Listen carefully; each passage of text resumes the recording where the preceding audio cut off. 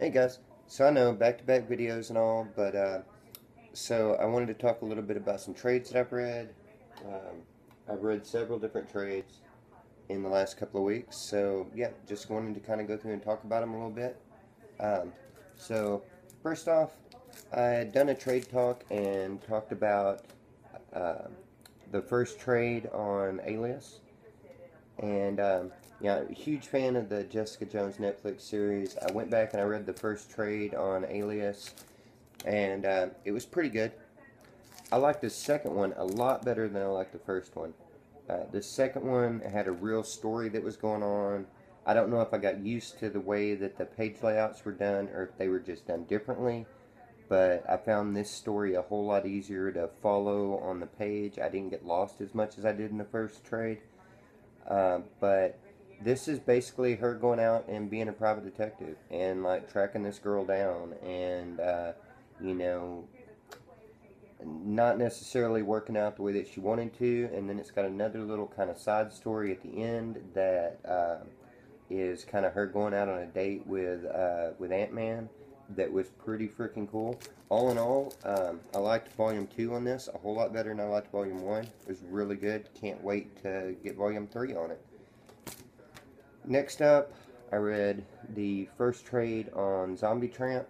Um, I really can't show any of the art on this, but uh, this was a pretty interesting book. It was if J. Scott Campbell was kind of drawing like Sean Murphy and was doing a book about zombie call girls. I guess it would be this. Um, I guess I'm kind of a prude. I don't really like a whole lot of like um, nudity or sexualization or anything like that in my comics. I just really don't. I mean, I'm weird that way, I guess. So that kind of made this book um, less enjoyable for me. The story on it was okay, I guess. Basically, it's about this girl. She's a like a high-priced call girl. Gets called out to this house. Gets bitten by this zombie that's chained in a basement. Turns her into a zombie, and then she just goes out and starts to wreak revenge on people, and try to I don't know, just tries to take revenge, and I don't know. It's an interesting concept. Like I say, it was just really bizarre to me. Um, I mean, I do kind of like the art style, um, and yeah, it had good moments, but all in all, it was just a really bizarre book. I don't know that I'll read the second trade. Out of morbid curiosity, I might read the second trade on that, but I don't know. I'm really puzzled as to why my comic shop guy thought that that was going to be the book for me. I don't really get it, but to each their own, man. Zombie Tramp, if you like naked zombie people and blood and stuff like that, that's the book for you, definitely. But then I went back and I had read the first trade on this, um, Sweet Tooth by Jeff Lemire. I had read the first trade on this a while back, and I'd been wanting to read it. 1904 Comics was getting rid of his six trades, so I went ahead and got his six trades off of him. I basically sat down and read this and just couldn't quit reading it. It was so good. Um, it's this story about this future where a plague has been released. Dystopian story. There's a million of them these days. This one was a little different because I don't know. Dystopian is dystopian, I guess. But this really reminded me a lot of like a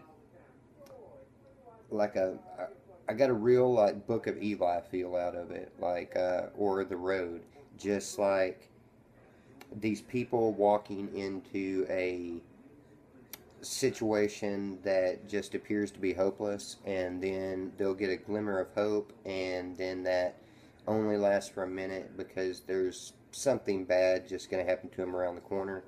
Basically, this is set in the future that there's been a plague released, and there are these hybrid children that have kind of come along at the same time as the plague, so everyone thinks that they're responsible for the plague.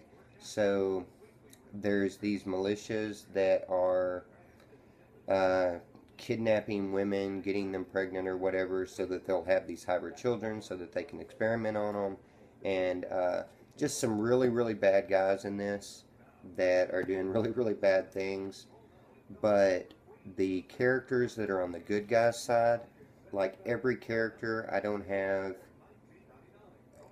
a better or worse feeling. I can't really say that any one character is my favorite character in the book, because they're all individually, they're all equally cool. Bobby, the little groundhog guy, I love the way he talks. You know, if any of these, every time that these guys got in any kind of peril and I thought that they were going to get hurt, I mean, I was literally like almost brought to tears about the fact that one of them might get hurt. I had such feelings for every character in this book and didn't want anybody to die. And I knew that people were going to have to die. I mean, that's just the world that they were in. And so there were going to be people that were going to have to die. And I didn't want to get too attached to them, but I couldn't help myself. And, you know, it was just a really good story. You know, written and drawn by Jeff Lemire. Matt Kent also did some of the art in this, and there were several guest artists that did some of the art in this. But yeah, I just thought it was a really, really good, complete story, and that, you know, it had a good beginning, a good middle, a good end. When it needed to give you background information, it gave you that background information, and, you know, just kind of let you just read the book, and it just flowed. Like I say, I sat down and started reading this. I just couldn't stop reading it. I love that cover, the way it's got like a paint by number on one side of it. But I just couldn't quit reading it. And when I got to the end of it, you know, I felt I'd been on a journey, and I was just I felt just emotionally drained at the end of it, and I mean, really was pretty much just a sobbing freaking sack of baby whenever I got to the end of it. But yeah, I would strongly recommend anybody that hasn't read Sweet Tooth. This book is just freaking amazing. I know the first hardcover on it, they're doing 3 deluxe hardcovers on it, which is probably what I'm going to go back and get rid of these. The first one just came out in December. I think there's one coming out in June, and then there's another one coming out in, I think, October or November, something like that. So yeah, this is probably something I'm going to go back and get in hardcover, because I could definitely see myself reading it again, or, you know, just having it for myself, and then possibly loaning these out to people to read, because I just think that everybody should read it. And but yeah, that's about all I got to say about that, and I'm going to get off here. Hope everybody had a good day yesterday, got all their comics, and I'll talk to y'all later.